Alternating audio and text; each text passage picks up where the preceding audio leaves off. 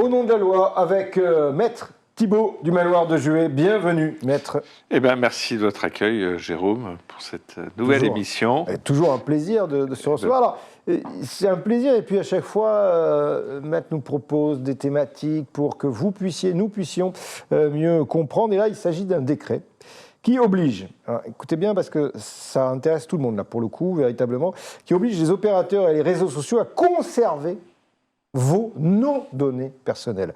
Alors, moi j'ai une première question. Qu'est-ce que concrètement ce décret il impose aux opérateurs et plateformes? Alors, aux opérateurs, d'abord on va commencer par le plus simple, durée de conservation, 1 an. Puis ensuite il va obliger, donc les opérateurs, il faut voir les fournisseurs d'accès, les internets, les hébergeurs, les réseaux sociaux, qui sont des activités comme vous le savez. Et les données à conserver, c'est les données de trafic, donc la date, l'heure, les durées de communication, c'est les données de localisation, avec l'origine et destination des communications.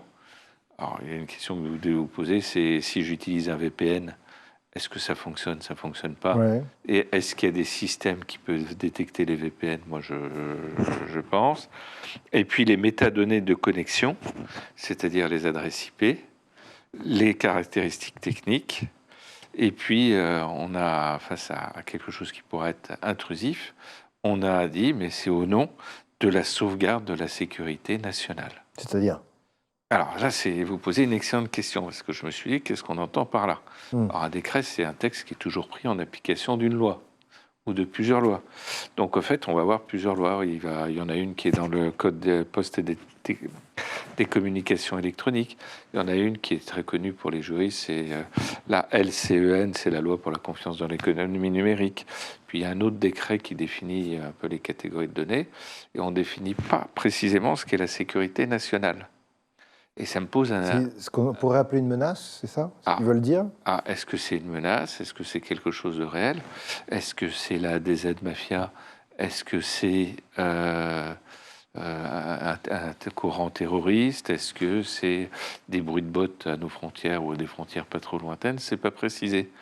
Et ça me gêne, si vous voulez, qu'on puisse ficher tous les citoyens, alors que je suis plutôt, vous me connaissez, oui, plutôt dans un aspect ouvert à tout ce qui est sécurité. Et je me suis dit, mais au fait, au-dessus des dispositions françaises, bon, au décret, il faut avoir le Conseil d'État, les lois Conseil constitutionnel, et puis qu'est-ce que nous dit la Cour de justice européenne, la CJUE? Et en fait, la CJUE est assez sévère sur ce principe lorsqu'on invoque une sécurité nationale, un terme aussi vague. Elle dit, mais il faut bien préciser quelles sont les menaces. Et si on ne précise pas les menaces, le texte est nul et non avenu. Caduc, comme aurait dit un certain Yasser Arafat à une époque. Voilà.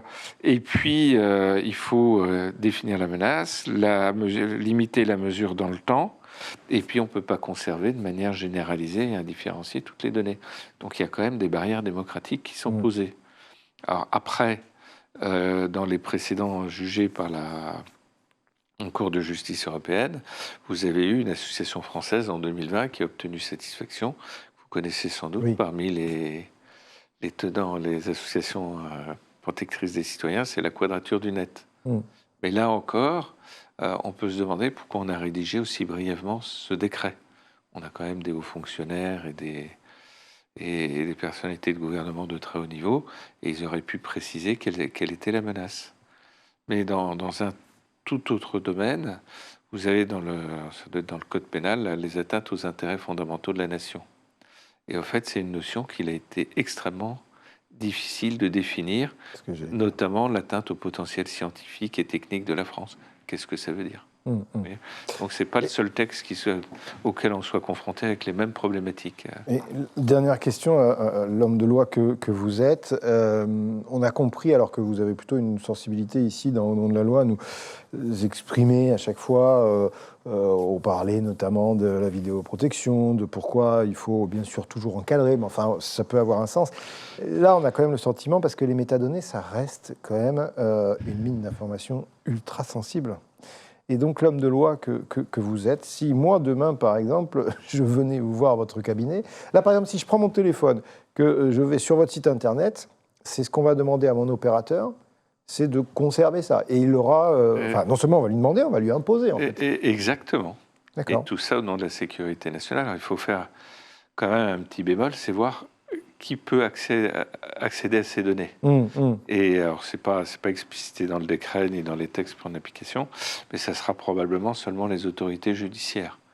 Après, c'est la théorie. Est-ce qu'il y a des ouvertures plus larges en pratique? Ça, je ne le sais pas. Bon, en tous les cas, si je suis allé sur votre site internet de votre cabinet, oui, mais bon. Mais je ne raconterai pas ce pourquoi vous êtes confessé. Merci beaucoup, Maître Thibault Desmaloir-Dufay. Merci beaucoup, et puis à très bientôt, Jérôme. À très vite, effectivement, vous aussi, sur ce plateau d'Au nom de la loi et sur le média News Sécurité.